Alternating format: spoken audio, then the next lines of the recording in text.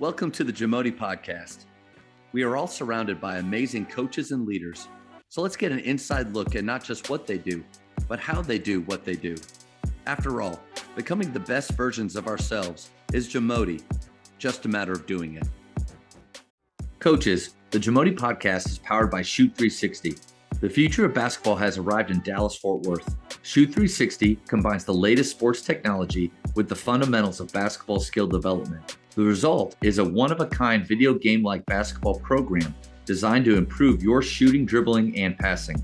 Visit shoot360dfw.com to learn more and register for your free 1-hour workout evaluation. Shoot 360, the future of basketball is here. Early on in our talk, you brought up motivation. And I've been kind of keeping it back here. I wanted to circle back around to it. I've talked with athletes about this before, and so you're getting to talk to all different types of people now in different worlds. So, can you motivate someone that is unmotivated, or do they need to want to be motivated to be motivated? And because I see a lot of players that, in my opinion, don't want to be motivated. They don't want to be pushed. They don't want to be told the truth. They don't want to be, that doesn't mean that because they don't want to, as coaches, we just, I'm not going to coach them. No, it's still our job is to try to reach them. But can you motivate the unmotivated and for it to be real and stick and like not just watch a Rocky clip and then in the moment what are your thoughts? Well, I'm so glad you went in this direction because this is a fascinating topic. And I find motivation is interesting. I look at it kind of the difference between, say, running a 100-yard dash and running a marathon. When you're running a 100-yard dash, I mean, you have to go all out. I mean, you are going as hard as you possibly can because the duration is very short. But when you're running a marathon, unless you're a world-class marathoner who's still running. Which you're still running and doing races at 47, which is incredible to me. It is fun, but I'm far from world class. But for me, if I'm going to run a marathon distance, there has to be some pacing involved. Like I can't go all out or I won't be able to complete it. And I look at motivation in a similar way. As a tool for coaches, we can and should use motivation and inspiration for short duration, high intensity. Like I need you to dive for this loose ball right now. We can use that. But it's very short-lived. It's not sustainable. And if you need to give a Rocky level rah-rah speech before every practice, every workout, every film session, and every game, it's just not sustainable. What you need to be able to implement is some level of discipline. Your players need to have the discipline to do what's right in the long term. As far as motivation, I personally believe everyone is motivated, but they're just motivated by different things. And as coaches, we have to figure out what that thing is. Yeah. My guess is if you're coaching at kind of an elite level, renowned high school, you probably have pretty motivated players that are motivated with the goal of playing in college. So that might be the case. Well, what if you work in a different area where your kids, there's some places where football is the primary sport. Basketball is kind of secondary. The players play basketball because it's fun and they enjoy it, but it's not their real love. But you have to motivate those players differently than you're motivating a player who wants to get a college scholarship. You may have some kids that play basketball because they like the notoriety it brings them. They like being the big man on campus and walking around school. Like you just have to figure out what motivates someone. You also have some players that, their motivation is their fear of failure. Then you have others, their motivation is their desire to succeed. So as coaches, and this is one of the nice parts about basketball, is it's a relatively smaller team. I mean, it's usually 12 to 15 players, a few assistants, a few managers. Like it's a manageable group. There's no reason that as a head coach, you don't get to intimately and personally know every single player on your team and learn what makes them tick, learn what drives them, learn what excites them, learn how they like to be coached, learn how they like to be shown appreciation, learn how they like to be held accountable, because it's not the same for everyone. And one of the biggest mistakes coaches make is they treat everyone the same.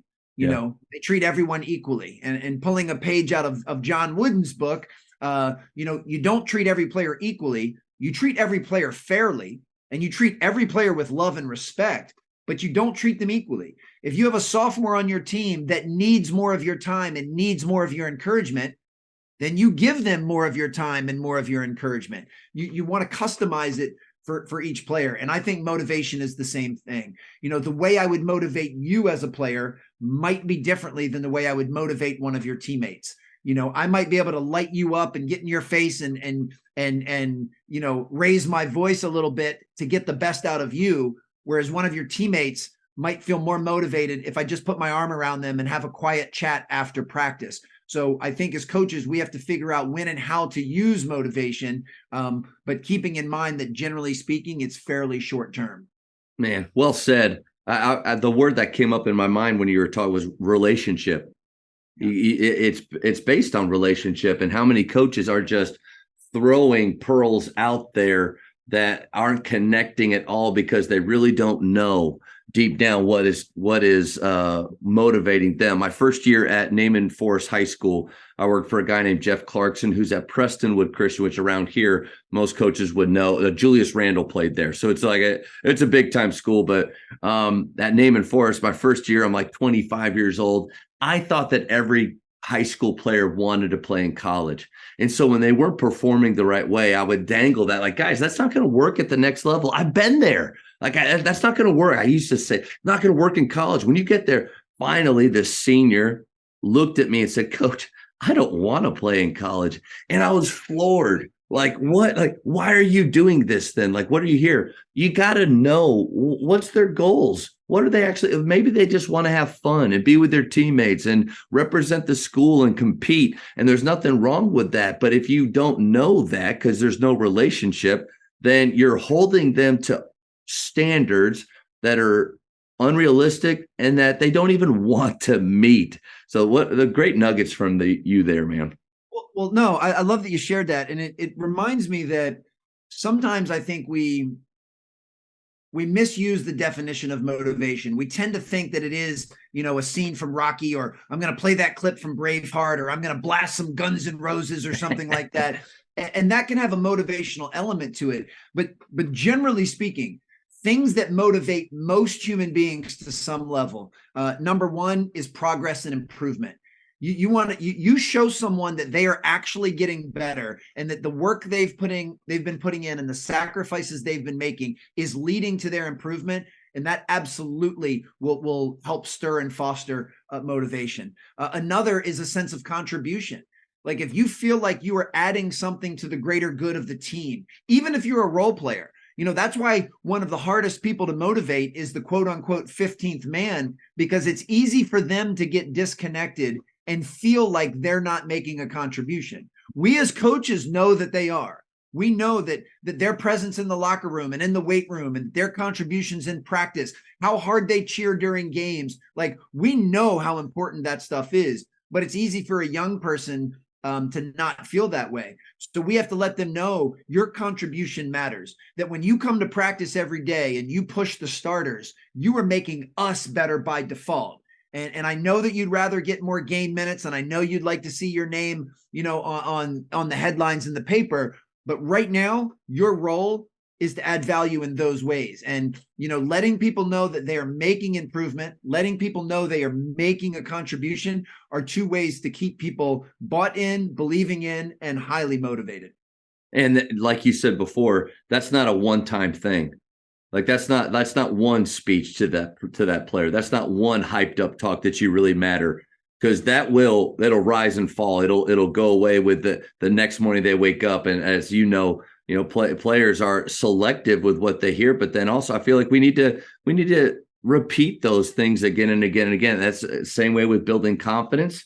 When you were talking before about how motivation or talking with your team, those moments, it's not a sprint, it's a marathon. And if I think what allows them to continue to work hard, like you mentioned discipline, but I also thought of culture. I mean, your culture allows your players to continue to move forward in those moments when you're not rah, when you're not showing the clip. It's just how we live and show up every day. So in your opinion, how does culture drive performance? Before I touch on that, I want to say something to what you just mentioned, which is so true. See, if we're always feeling the need to give this huge rah-rah talk, or we're always raising our voice, or we're always using colorful language, it'll start to go numb. Yeah. And players won't listen to it as much. You need to be very strategic. If every game you're going to treat like it's the biggest game in the world and you have to have this rah-rah speech, by about mid-season, players will just tune you out. So you have to pick and choose your moments. You have to pick and choose when you want to use some of these additional motivational forces, because if you do them all the time, they will just run numb. It's whether we're talking about raising your voice or peppering in some colorful language, any coach that chooses to use the F word every other sentence, it loses its meaning. Yeah.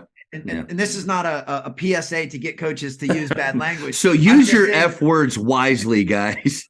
Yeah, or whatever is appropriate to you. Right. Use your Braveheart motivational speech sparingly. Raise your voice sparingly. You can only break so many clipboards before, okay, all right, here we go again. Yes, then it just becomes a song and dance. Thank you for checking out today's episode. Please take a moment to subscribe to this podcast, share it with your fellow coaches, and find us on social media for what's coming up next on the JAMODI podcast. It's just a matter of doing it.